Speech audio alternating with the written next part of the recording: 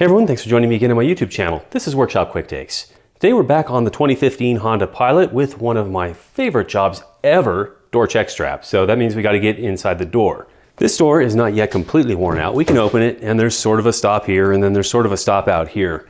But compared to the other three, it isn't really retaining the door open. It doesn't take much pushing at all just to break past that detent. And second one, and oh look at that, it just closed on level ground. That's not really the behavior you want to see. You might ask yourself, if this is a 2015, that doesn't seem that old, how is the door check strap gone already? Well, it's not really a function of the age of the vehicle, it's a function of how many times this door's been opened and closed, because this has a mechanical life cycle like anything else. On this particular door, we've got one hinge up here, got another hinge down here, the wiring boot's way back in here, the check strap's kind of out front, this bolt is really easy to get to, I like that, and there's gonna be a couple more that we gotta pull out here. That, of course, is going to mean removing the plastic door trim. Anytime you have this job to do, make sure you get yourself some plastic door trim tools, especially on this one, because we're gonna have to pop a couple different pieces apart before we're done. These, $10 at Harbor Freight, and you can also get something similar at most any auto parts store or just about any hardware store as well. A couple different steps on this door. I'm gonna go ahead and just start with the control cluster here. This piece has a couple J-hooks towards the front here, so you kind of want to get it up and then slide it back before pulling it out. Otherwise, you'll be fighting and breaking that. Something else you should think about when doing this job is make sure you have a nice warm day. Currently it's about, 60, 62 here. That's Fahrenheit degrees, of course. So those of you on System International, don't freak out and panic. So we've got this cluster out now and there are two electrical connectors. This one here is just a conventional clip-in. This one here has a cam lever. So this cam lever here should just pop out. You press that and then it cams out. And then this whole thing just pulls out and removes. Very slick design. I wish more were like that because that way you're not fighting with clips. You always know whether it's secure or not. But this one here, being a smaller one, they've only used a conventional pop clip. Okay, there we go. Set this aside, we're not gonna be using it for a while. Okay, next I'm looking behind this door latch. There's a little piece we have to pop out right there and we should be able to access a screw after that. Okay, back here we actually find two screws. 1, 2, so we'll just get our screwdriver and pull those out. If you're using a drill like I am here, I highly recommend setting it near the lowest torque setting so you don't strip these things to bits.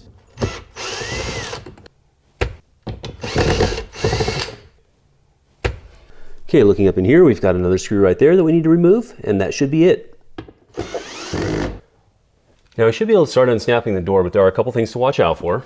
Note that we have a release switch for the rear hatch glass, and we have a courtesy light. Both of these are going to have wiring harnesses down here, and I don't believe we can get to those until we pop the door panel off. The other good reason not to just yank it and drop it is this is also going to be attached to the cable release mechanism back there, and we need to actually pop this off from the back side before we can just walk away with the door panel. Next up, I'm going to remove this piece right here. It should just pop away. Single clip there, and then just a couple little hooks there, so you want to pop it up from the top and then lift. Okay, next, just want to start going around the base of the door here and see if we can find some plastic attachment clips under here. So that's going to come out, that's going to come out. Okay, that feels loose. I didn't miss any screws. I already had one of these come flying. And then this should pop up from the trim piece right here, and it do. The main door piece right here, you've got a choice. You could either unhook these two clips and leave this in and pop these off, or you could remove the entire plastic piece by pulling little clips back here. That comes off like that, and then that comes out right there. And then this one, okay, it's a retainer of some kind. There we go. All right, now just as suspected, we are still connected to the door, and it looks like there's only one harness for that. It's just a single push it in right there, and out it comes. There we go. Okay, the entire door card, or trim piece, or whatever you call it, is now loose. Got one little green escapee right here, and one right here. None broke. That's one of the benefits of working on newer doors sometimes. This door is kind of interesting because it's got something you definitely won't find on a 22-year-old Jeep, and that's this moisture barrier has a layer of acoustic insulation on top of it. Also, like a lot of newer doors, this one here does not use the pull rods, it uses these cables. But our job now is the door check strap over here. I see a couple more bolts over here. So we'll be removing this, this, and this. And to get at it, I do believe we are once again removing a speaker. You can use a Phillips or you can use a hex head. It's a long one. Oh, I don't like sounds like that. Yeah, it looks like some clips broke off. And yes, we now have access to the door check strap. Okay, that one says 10, but it's actually a 12mm head. And these two over here are in fact 10s. Unless maybe it's just referring to the fact that it might be a metric class 10.9, although I'm not sure why you need one there, but whatever. It's feeling like it was probably put in with Loctite. Okay, that's almost out.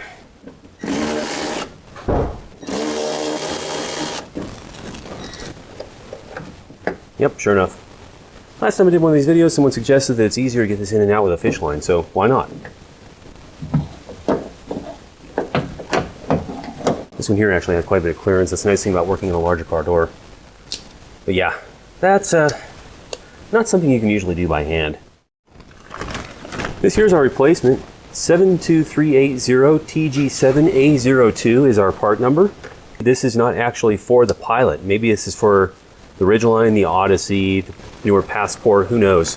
What's important to me, however, even if it is not the exact same one, is the throw is almost the same. It looks like this one might come out just a little bit longer, so I got a choice there. I can either live with it, or I can try and move this back. Okay, so it looks like today we're getting a lesson about how to do this using non-standard parts. This piece here is compressed in, and that's how it stays in place. In order to get that back out and then to reuse it, I'm just going to cut into here and here, because we're going to be cutting off a chunk of the back here anyway.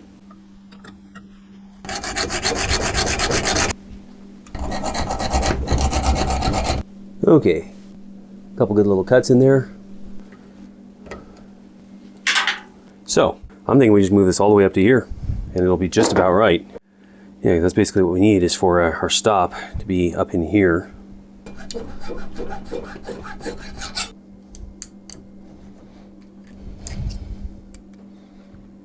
Okay, now a test fit. Yeah, close enough. Now flatten this pin back out.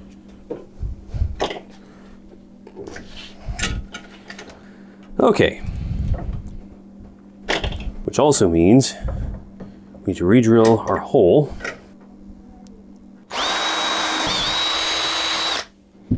Here's our next larger size.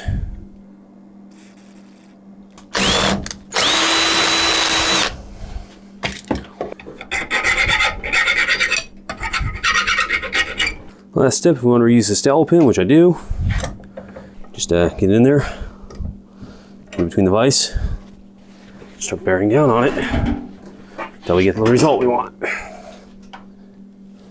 Yeah, the only thing I'm not sure about is we don't have a third position at the very back here like we did on this one. I don't know if that's going to cause us any issues or not.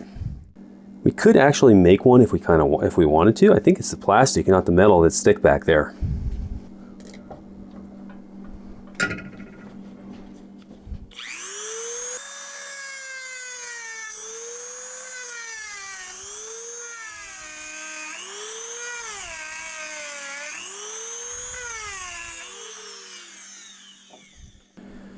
Crude, but it'll work. So let's go try reinstalling it and see how that works out for us. Well, if you're watching closely earlier, you saw me accidentally pull my fish line all the way through. And this door, you probably don't need it, but let's suppose you had left it in. Okay, so your fish line would be hanging through like that. And what you would do is simply loop this around, tie it off, and then use it to pull this guy right back up and through.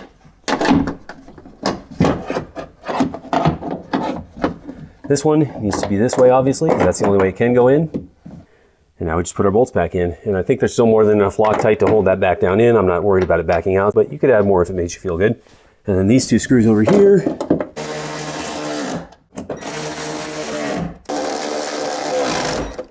Again, these don't have to be torqued to the moon. You saw how thin that metal is, that sheet metal piece is in there going into. We just want them snug. That there feels snug. Yeah, this one over here is going into a more structural piece, and it had Loctite on it, so obviously it's not meant to come loose, but that looks good. All right, one test before we walk away from this. That feels great. We got 3 nice stopping positions. It's not binding or popping, and now a gentle breeze is not going to blow the door shut back on us. Go ahead and reinstall the speaker now. I did break a pair of brackets off here, so off camera I just refabricated a couple pieces to fill that roll back in. And that is keyed right there, so I know I'm putting it back in the correct way. And then if my bracketry worked out, which it looks like it just did, no one will ever know. Except all of you, but you won't tell. Okay, now we have the fidgety business of putting this back together. That one clipped pretty nicely. We've also got to put these guys back together. Now this one here, this little pinch clip, that one's easy. Just comes back into the lock assembly here. That hooks back in there. This one, slightly more complicated. That snaps there. That comes down there. And now that's all snapped into place. These two just need to be up in here when I pull everything back together so I don't lose track of them. All right, pull the swing door out panel out slightly. And then rehang the top piece with the felt here over the lip of the door. There we go. And now, if everything's lined up correctly, we should be able to just look and see that yes, our plastic trim clip is lined up with the hole it's supposed to go into.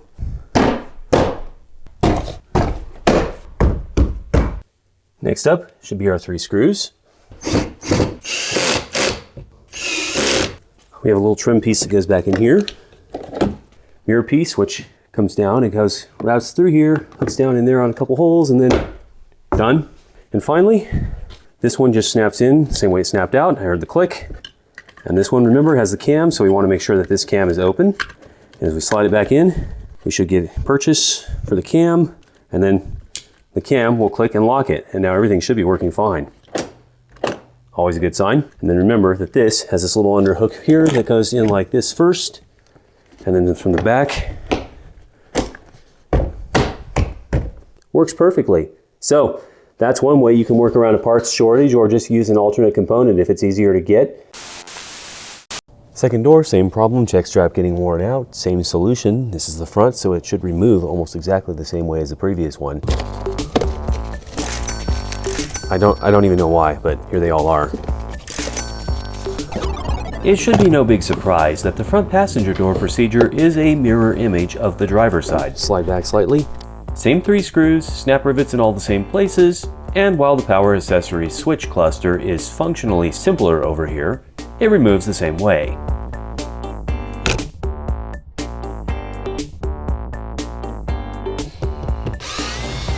However, we will do 2 things differently. First, we're working on a slope this time, so we used a couple bungee cords to keep the door from slamming shut while working on the strap. Second, we decided to pop the entire latch assembly loose from the door trim guard this time, rather than disconnecting the cables.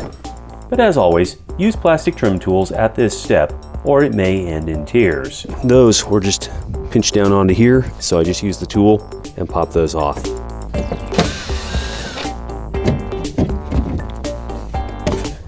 I do like the fact that they're using a plastic cone, although interestingly, there's a crack in that one. We used the exact same substitute door check strap part number as well, and modified it in the same way. There it is. The Site A workshop doesn't have a Dremel tool within easy reach, but we figured something out.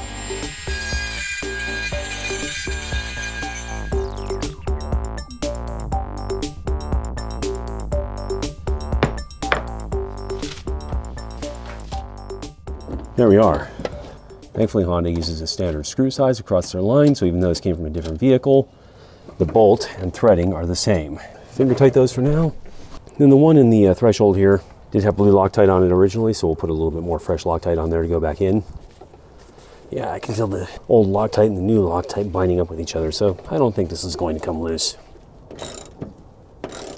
These here are not meant to be super tight, and they have a lock washer on them. Yep. There's a position there. That's nice and tight. There's a position there. That's nice and tight. And there's a third one if you want the door really far open. And this is actually a little farther than it opened originally, which is not necessarily a bad thing. I honestly don't know why Honda didn't just do this in the first place. Went ahead and put some Mylar tape on the cracked speaker cone. I have no idea what that's going to do for us, and I probably didn't balance it by adding that piece over there, but whatever. Now just double checking the door panel. I've got clips in all the places that are still intact, so I don't have to try and scratch up replacements. Now this Gonna have to clip back onto these 4 positions here.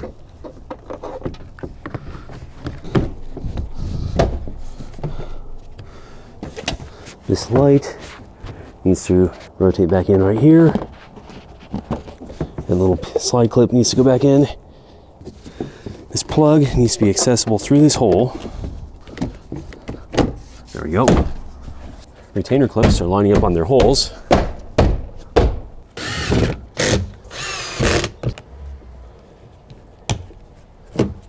That's going to go back down in there like that away. And then cam into place and latch. And finally, done. Now there's still a pair of rears to do. All right, now we've got the check strap in this door to look at. And this one, right there, it holds. Doesn't always hold right there, and definitely doesn't hold the position, just parked on this slight slope.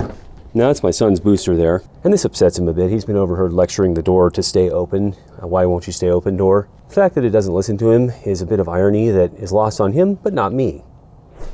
So on this door, we don't have a corner molding to remove, but it looks like the setup is exactly the same. We've got that little panel back there. I assume there's a pair of screws behind it.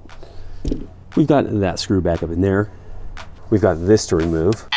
Actually, no, we don't. That procedure from the front doors does not apply on the rear doors. Some broken plastic tabs and an improvised repair resulted from that mistake. On each rear door, just remove the trim cover behind the latch release and 2 screws behind it. Not so bad. Remove the 3rd screw in the lower cargo pocket recess, and then pop the retainer clips. That's it. Once inside, there is a single electrical connector to free up, and the latch plate assembly and speaker removal are identical to the front doors. From there, the check strap uses the same bolt hardware.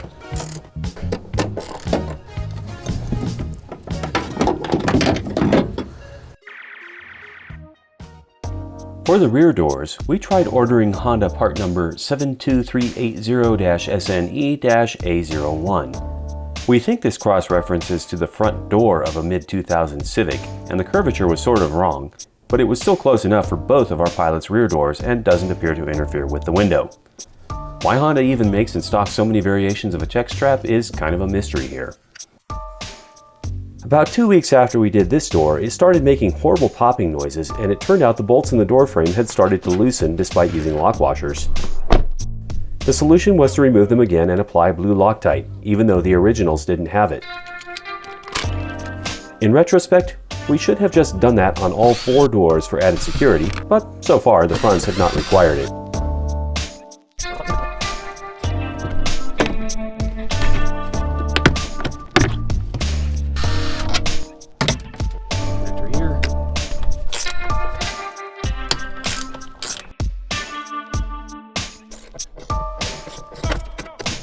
And out.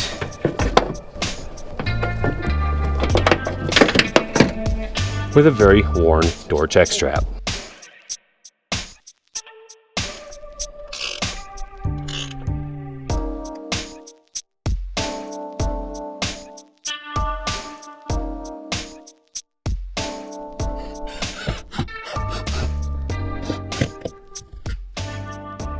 And there you have it. That's what it takes to change 4 check straps on a 2015 Honda Pilot. And the procedure should be identical on everything going back to, I think, 2009 was the model year changeover. And the previous generation shouldn't be too much different. It's a slightly different shaped vehicle, but you're going to find most of the things in roughly the same place. But it's all back together now, and our doors stay open when we want them to. So thanks for joining us again today, and we'll see you again next time, whenever that is.